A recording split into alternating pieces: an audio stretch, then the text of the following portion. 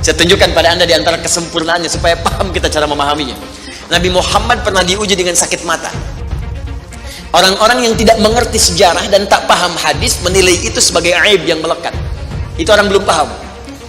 Tapi orang-orang yang mengerti kesempurnaan keadaan Nabi Muhammad SAW, dia memahami dengan cara yang sangat luar biasa. Nabi dibawa kemudian oleh pamannya untuk berobat. Ketika datang kemudian kepada seorang tabib, yang paling menarik apa komentarnya? Dan dia mengetahui apa jawabannya. Kenapa engkau repot-repot carikan dokter untuk menyembuhkannya? Carikan tabib untuk mengatasi penyakitnya. Ini manusia istimewa. Obatnya sudah ada dalam dirinya sendiri. Cukup keluarkan ludahnya, oleskan di matanya, maka sembuh seketika matanya.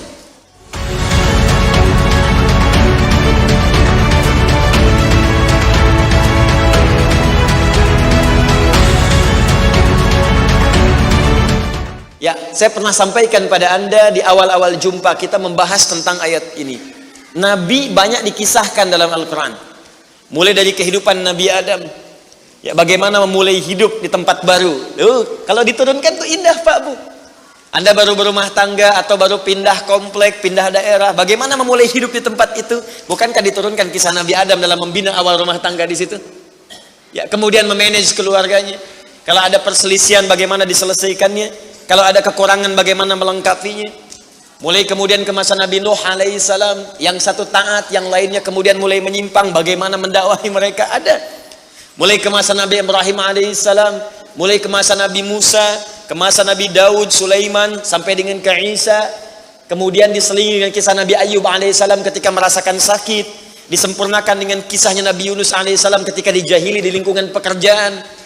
Kemudian juga ditambahkan dengan kisah Nabi Zakaria ketika berumah tangga belum dapat keturunan. Ada semua kan?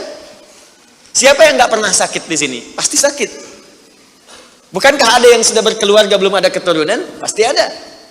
Bukankah ada orang yang kemudian berbisnis ada banyak saingan yang kadang melukai? Pasti ada.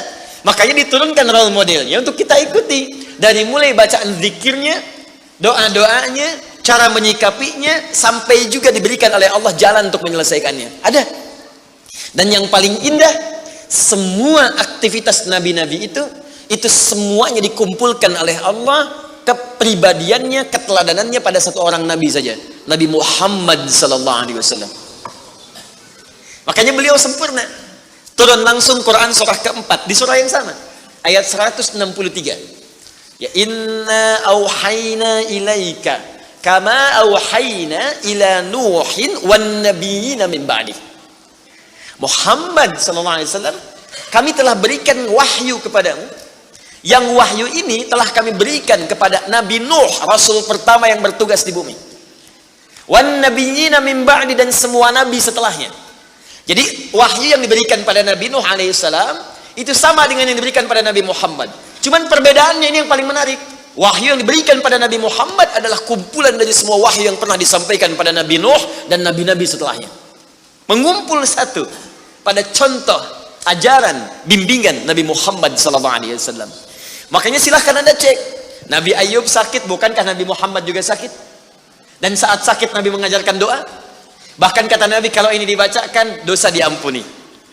Ya, ada seorang Nabi yang pedagang, pekerja, bukankah Nabi juga pernah berdagang? Ya kan? Ada Nabi Ibrahim pernah dilempari, diusir, bukankah Nabi Muhammad dilempari di Taif dan diusir dari Makkah? Ada semua. Nabi Musa menghadapi Fir'aun, bukankah Nabi Muhammad menghadapi Fir'aun di masanya? Abu Jahal, lihat, yang lain-lainnya dikejar-kejar. Nabi Musa dikejar-kejar sampai ke Laut Merah kan? Nabi Muhammad dikejar-kejar sampai bersembunyi di Gua Thur. Ada semua. Jadi, Nabi Isa diancam dibunuh, mau disalib. Nabi Muhammad dikejar oleh 100 pemuda pasukan khusus. Ada semuanya. Jadi cukup satu orang Nabi Allah utus untuk seluruh makhluk di muka bumi, dan beruntungnya beliau adalah Nabi kita Muhammad SAW. Sempurna, dirawat oleh Allah dengan sempurna. Bahkan di antara kesempurnaannya pernah diuji dengan penyakit. Nabi Ayub sakit, minta dulu sama Allah disembuhkan. Nabi Muhammad sakit, obatnya sudah ada dalam dirinya. Nabi Muhammad. Saya tunjukkan pada Anda di antara kesempurnaannya supaya paham kita cara memahaminya. Nabi Muhammad pernah diuji dengan sakit mata. Orang-orang yang tidak mengerti sejarah dan tak paham hadis menilai itu sebagai aib yang melekat. Itu orang belum paham. Tapi orang-orang yang mengerti kesempurnaan keadaan Nabi Muhammad SAW, dia memahami dengan cara yang sangat luar biasa. Nabi dibawa kemudian oleh pamannya untuk berobat. Ketika datang kemudian kepada seorang tabib, yang paling menarik apa komentarnya? Dan dia mengetahui apa jawabannya. Kenapa engkau repot-repot carikan dokter untuk menyembuhkannya? Carikan tabib untuk mengatasi penyakitnya. Ini manusia istimewa. Obatnya sudah ada dalam dirinya sendiri. Cukup keluarkan ludahnya, oleskan di matanya, maka sembuh seketika matanya. Maka ditunjukkan langsung pada saat itu, dimintakan, coba keluarkan ludahmu. Keluar ludahnya, kemudian dilapkan di matanya, selesai dan sembuh penyakitnya. Untuk menunjukkan bahwa sempurna keadaannya. Makanya saat lahir sesuai dengan ajal, ayah sudah tidak ada. Kemudian ibu cuma sebentar wafat. Kakek cuma sebentar wafat. Paman kemudian wafat. Kenapa sesuai ajal ini wafat? Salah satu hikmahnya kata para ahli sejarah, supaya Nabi Muhammad SAW disampaikan pesan indahnya bahwa beliau hanya akan langsung dirawat oleh Allah Subhanahu wa taala dan tidak tergantung dengan makhluk. Muhammad. Coba lihat, Bapak Ibu sekalian, Nabi Musa mau berdakwah kepada Firaun. Berdoa dulu kan? Masih ingat doanya? Rabbi syrahli wa yassirli wahlul 'uqdatam yafqahu. Lihat, Nabi Musa alaihissalam akan berdakwah kepada Firaun yang dahsyatnya luar biasa, berdoa, Rabbi syrahli sadri. Ya Allah, lapangkan jiwaku sehingga ketika Firaun melempariku dengan kata-kata, aku bisa bersabar karena jiwaku lapang. Rabbi syrahli sadri. Minta dulu baru dikasih. Nabi Muhammad tidak minta, langsung turun ayat. Alam nashrah laka sadrak.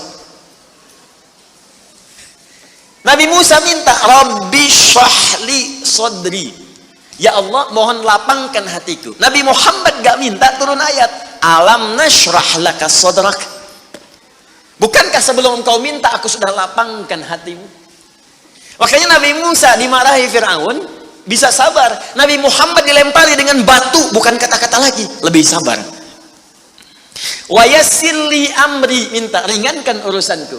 Nabi Muhammad gak minta, turun ayat. Wa nuyassiruka lil yusra. Nabi Isa, mukjizatnya banyak. Di tangannya oles, sembuh. Masya Allah. Banyak sekali. Penyakit semuanya sembuh. Dengan izin Allah, hidup yang mati, tepuk, mati. Tapi berapa yang yakin dengan kenabian beliau lantas memutuskan untuk beriman kepada Allah Subhanahu wa taala? Nabi Muhammad, Allahu Akbar. Cuman kalimatnya turun, Toha, yang paling keras sekalipun langsung masuk Islam. Dan itu kalimat bukan diucapkan oleh Nabi pada saat itu, cuman diajarkan kepada sahabatnya terbatas. Saudarinya Umar mengucapkan, terdengar Toha, masuk Islam. Nabi Isa udah usap-usap, udah bangunin orang dari kubur dengan izin Allah, nggak beriman juga sebagian besarnya. Ya, Nabi Muhammad SAW. Maka dari itu keluarkan tuntunan modelnya. Saya ingin, kenapa saya ungkap sedikit ini? Jangan-jangan kita bahas panjang-panjang, ini belum kita keluarkan. Coba, kan tuntunan Nabi itu banyak, dari bangun tidur sampai tidur lagi. Ya, coba keluarkan kemudian tuntunan itu. Mulai hari ini, pekan depan sepekan belajar cara bangun tidur dulu ala Nabi. Besoknya nanti cara makan, besoknya cara berjalan. Nanti keluarkan bab rumah tangga, bab pekerjaan, bab pemerintahan, bab sakit, bab mengobati, ada semuanya. Cari bukunya Imam Al-Bukhari ya, yang Sahih Al-Bukhari itu. Di situ terkumpul 97 bab. Tinggal kita mau memulai dari yang mana.